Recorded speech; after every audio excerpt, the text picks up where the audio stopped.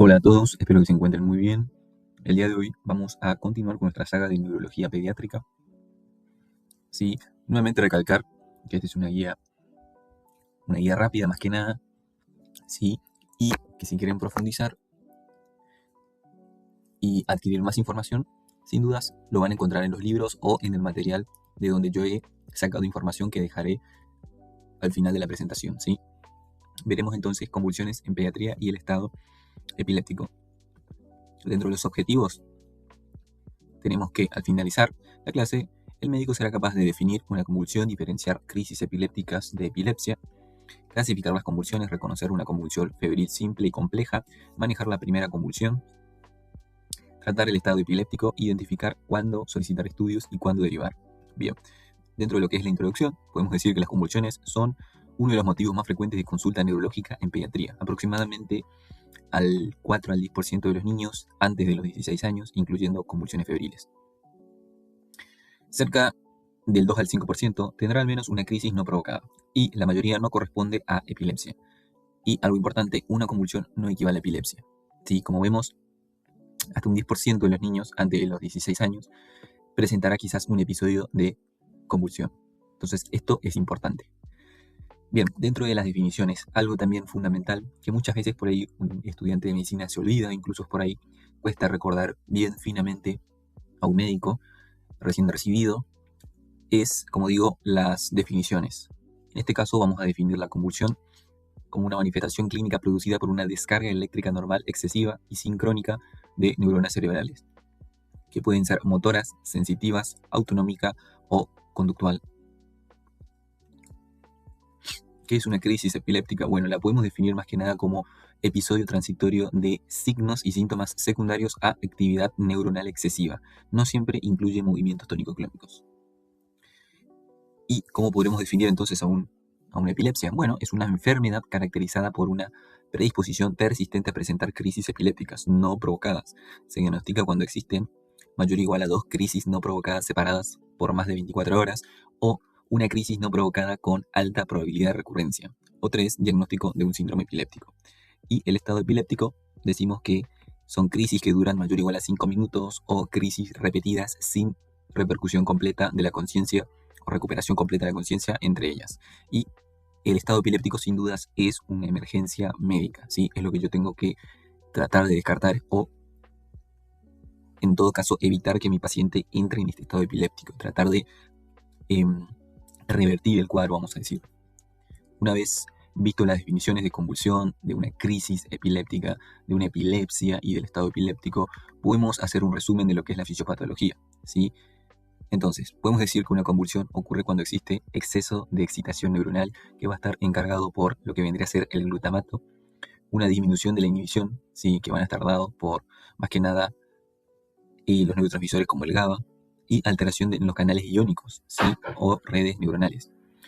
Evidentemente, el resultado es una descarga eléctrica normal, que puede permanecer localizada o propagarse a todo el cerebro. Dentro de las clasificaciones de epilepsia, bueno, vamos a ver que hay muchas maneras de poder clasificarlas, pero dentro de la clasificación que nos propone la ILAE, ¿sí? Existen las crisis focales, que estas se originan en un hemisferio cerebral, según el estado de conciencia, puede ser con conciencia preservada o con conciencia alterada. Las manifestaciones motoras van a ser sacudidas de una extremidad, giro cefálico, automatismo, versión ocular. No motoras con alteraciones sensitivas, fenómenos visuales, alteraciones autonómicas y cambios emocionales. Estas pueden evolucionar a una crisis tónico-clónica bilateral. Y tenemos las crisis que son generalizadas, como bien dice la palabra. Generalizan todo. Una es focal, que va a estar solo en un sitio, y la otra es generalizada, que va a abarcar gran parte, ¿sí?, de ambos hemisferios. Y los tipos, bueno, tenemos la tónico-clónica, rigidez seguida de sacudidas generalizadas, la tónica, rigidez sostenida, la clónica son sacudidas rítmicas, las mioclónicas, hablamos de sacudidas breves y rápidas, la atónica, cuando se genera esa pérdida brusca del tono muscular, o también denominado drops attack. Y las ausencias, donde vemos una desconexión breve del medio con una mirada fija y sin caídas. Generalmente, las de ausencia también se suelen observar con frecuencia en pediatría. Dentro de las convulsiones, tenemos que tener en cuenta que hablamos de crisis de inicio desconocido. Evidentemente, cuando no es posible definir cuándo inició, la convulsión, ¿sí? Cuando los familiares no saben referir desde cuándo el paciente está así, ¿sí? Con ese cuadro convulsivo. Entonces tenemos que saber la fase de una convulsión, que va a contar con pródromos que pueden aparecer horas antes, ¿sí? El paciente está irritable, el paciente está con mucha cefalea, tiene cambios de conducta, ¿sí? Que evidentemente estos 3 puntos no son características propias de esa persona, y a veces presentan aura, ¿sí? Solo en algunas crisis focales. Y es el inicio consistente de la crisis, que puede ser olores extraños, sensaciones epigástricas ascendentes, hormigueos, alteraciones visuales. Tenemos también una fase ictal, ¿sí? Importante saber que es la crisis propiamente dicha, puede durar segundos o minutos. Y la fase postictal, que se da después de la convulsión. Y acá también es fundamental saber que se caracteriza más que nada por somnolencia, confusión, cefalea, debilidad transitoria, generalmente relacionado con lo que se conoce como una parálisis de Todd, y amnesia del evento. Esto es fundamental porque muchos desmayos por ahí uno lo tiende a confundir con convulsiones, o que el paciente no está en un estado posictal, sigue con las convulsiones y ya está entrando en un estado o estatus epiléptico. Entonces, saber cuándo estamos hablando de un episodio posictal y qué es lo que caracteriza este episodio es fundamental. Y dentro de las causas de la convulsión, bueno, tenemos que, más que nada, saber los más frecuentes, ¿sí? En un recién nacido, ¿sí? Nuestro paciente recién nace, podemos pensar en hipoxia, hemorragia intracraneal, hipoglucemia, alteraciones electrolíticas, infecciones, errores innatos del metabolismo, ¿sí? Recién nació y ya tengo que pensar en estas causas. Ahora, en los lactantes, puede ser una convulsión febril, una meningitis, inflamación del encéfalo, ya en sí, epilepsias o un traumatismo. En los preescolares, pienso nuevamente en convulsión febril, epilepsia idiopática, intoxicaciones. Ya en los chicos que pertenecen al área escolar, también pueden ser ya catalogados como epilepsia, puede ser producido por traumatismos craneoencefálicos o TEC, tumores e infecciones. Y ya los adolescentes, también epilepsia, traumatismos, consumo de sustancias y tumores. ¿Cuál es el abordaje? El abordaje es similar a un paciente adulto, ¿sí? Siguiendo el ABCDE. El A, en donde vamos a tener que ver y analizar que el paciente tiene una buena permeabilidad de la vía aérea, ¿sí? Colocar en decúbito lateral si es posible, o también conocido como la posición segura. La B nos habla de la ventilación, entonces vemos el oxígeno y descartamos que hay hipoxemia, entonces tenemos que monitorizar la respiración. La C, que es de circulación, en donde lo que vamos a hacer es más que nada el control del pulso, la presión arterial y hacer o canalizar un exceso venoso. La D, en donde vamos a evaluar la glucemia capilar inmediata y corregir hipoglucemia en el caso de que en caso de que el valor nos dé bajo, ¿sí? Bajo del valor de referencia. Y la E, buscar fiebre, traumatismo, exantema y signos de infección. Lo importante también es recordar que no debemos introducir objetos en la boca ni intentar sujetar las extremidades durante las crisis, ¿sí? Evidentemente, en cuanto a la anamnesis dirigida, preguntar la edad del paciente, si hubo episodios de fiebre, ya que nos estará indicando de dónde es el foco, la convulsión, la duración, si es que se sabe, si es de inicio focal o generalizado, la coloración, si está cianótico o no, si hay pérdida de conciencia, si se genera movimientos, hay que observar cuáles. La recuperación posterior también hay que analizar. Los antecedentes perinatales es fundamental, ¿sí? Más que nada en recién nacidos y lactantes. El desarrollo psicomotor, fundamental, ya lo habíamos desarrollado en la presentación anterior. Antecedentes familiares de epilepsia o convulsiones febriles, uso de medicamentos o exposición a tóxicos. Y en la exploración física, ¿qué debe incluir? Bueno, el estado neurológico del paciente, los signos meningios, fontanela en lactantes, focalidad neurológica, hay que buscar que no exista focalidad, lesiones cutáneas, por ejemplo, manchas de café con leche o angiofibroma, y signos de traumatismo. Dentro de los estudios complementarios que podemos solicitar, no todos los pacientes lo requieren, como por ejemplo la glucemia, sí, indicado en todos los pacientes con crisis aguda. También lo ideal es pedir electrolitos, sí, ionograma, si se sospecha obviamente de alteraciones metabólicas, si el paciente está con vómitos, diarrea o deshidratación, un hemograma sin dudas y PCR en el caso de que uno sospeche infección, una punción lumbar, ¿sí? Si la sospecha es de meningitis o encefalitis, evidentemente tras descartar hipertensión endocraniana o intracraniana cuando corresponda, un electroencefalograma, resonancia magnética en crisis focales con examen neurológico normal o retraso del desarrollo o epilepsia de difícil control, tomografía computarizada, urgencias como traumatismo, focalidad aguda, sospecha de hemorragia o hipertensión intracraneal.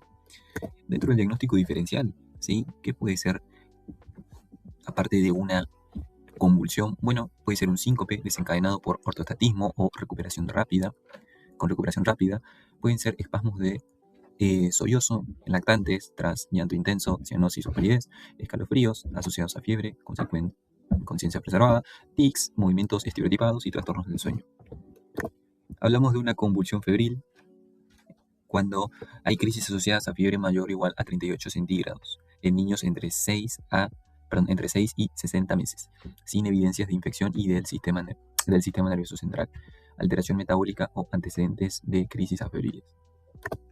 Bien, ¿cómo clasificamos a las convulsiones febriles? Que de hecho esto es pregunta de examen, entonces hay que dominarlo bien.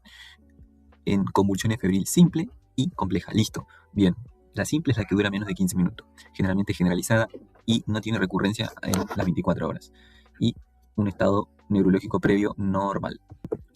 Y dentro de la convulsión febril compleja son las que duran más de 15 minutos, donde generalmente suele ser tanto focal o generalizada y tiene recurrencia dentro de las 24 horas con un estado neurológico previo que puede ser anormal. ¿Cuál sería la conducta? Obviamente buscar la causa de la fiebre, ¿sí? Buscar el foco de la fiebre por el cual mi paciente entra en un estado convulsivo, antipiréticos para obviamente aliviar o también, como bien dice la palabra, disminuir la temperatura corporal del paciente, explicar el buen pronóstico en las convulsiones febriles simples y indicar tratamiento antipiléptico crónico. Bien, dentro del estado epiléptico decimos que son crisis continuas de 5 minutos o más o crisis repetidas sin recuperación del nivel de conciencia. En cuanto al algoritmo de manejo, en los primeros 5 minutos hacemos nuevamente la BCDE, glucemia, oxígeno y acceso venoso. Hasta los 10 minutos podemos utilizar benzodiazepinas como lorazepam endovenoso, diazepam endovenoso rectal o midazolam, intranasal, bucal o intravenoso. Hasta los 20 minutos repetir una dosis de benzodiazepinas si persiste la crisis. 40 minutos antiepilépticos de segunda línea como levetiracetam, fenitoína, entre otros. Y cuando ya perdura por más de 40 minutos, ya lo que vamos a hacer es también sospechar de un estado epiléptico refractario y comunicarnos con terapia intensiva, ¿sí? Para hacer una realización de una sedación continua y un manejo especializado. La pregunta es, ¿cuándo vamos a hospitalizar? Bueno, más que nada siempre si es la primera crisis con etiología no aclarada, convulsión focal, estado epiléptico, alteración persistente del estado de conciencia, sospecha de infección del SNC, déficit neurológico, lactante pequeño, convulsión asociada a un traumatismo. ¿Y cuándo derivar a neurología pediátrica? Bueno, 2 o más crisis no provocadas, un electroencefalograma anormal, retraso del desarrollo, crisis focales, déficit neurológico, sospecha de síndrome epiléptico y epilepsias fármaco-resistente. Para que se lo ayuden ustedes, sí, o sea, para recordar, la convulsión no es igual a la epilepsia, ya que una crisis aislada no establece el diagnóstico de epilepsia. La duración, una crisis no alcanza los 5 minutos, ¿sí? Perdón, una crisis que alcanza los 5 minutos debe tratarse como un estado epiléptico. En cuanto a la convulsión febril simple, es de tipo generalizada, menos de 15 minutos, única en 24 horas y con excelente pronóstico. En cuanto a los estudios, el EEG y la resonancia magnética no son necesarios de rutina tras toda convulsión. Deben solicitarse cuando según el contexto clínico. Primera medida, ABCDE y glucemia capilar antes de considerar otras intervenciones. Manejo durante las crisis. Más que nada proteger al paciente y colocarlo en una posición segura y no introducir objetos en la boca. Como algoritmo práctico, entonces un niño con convulsión, hacemos el ABCDE más glucemia capilar. La crisis continúa, no. Entonces hago una historia clínica y un examen físico en el cual, si presenta fiebre, evaluar una posible convulsión febril y si no, buscar causas como epilepsia, infección, alteración metabólica, traumatismos tóxicos. Ahora, si la crisis continúa, utilizamos benzodiazepina. Si persiste por más de 5 minutos, es un estado epiléptico, estatus epiléptico. Y como segunda línea, podemos hablar con terapia intensiva, sí, con el servicio y pasar a este paciente. Si llegaste hasta este punto de la presentación, muchas gracias por tu atención. No olvides darle me gusta y compartir con personal de salud que creas que les sirva esta guía rápida de convulsiones en pediatría. También no olvides comentar de dónde estás viendo esta presentación, qué te pareció el video, si quieres agregar algún comentario respecto a la presentación. Si te quedó alguna duda, si tienes alguna pregunta, lo puedes hacer. Yo estaré respondiendo a la brevedad y también si quieres que hable de algún tema en particular, ¿sí? Dentro de la pediatría, también lo puedes escribir ahí en la cajita de comentarios para que yo organice con mi equipo y así hacemos dicha presentación. También No olvides suscribirte, ya que de esa manera crecemos en esta plataforma y de esa manera también llegamos a más gente. Y activa la campanita para que no te pierdas el próximo episodio, ¿sí? De Neurología Pediátrica. Así que sin más, que tengas un buen día, que tengas una buena semana o que tengas un buen fin de semana, ¿sí? Dependiendo de cuándo estés viendo este video. Así que nada, gente, que todos sigan bien. Me despido de ustedes. Chau, chau.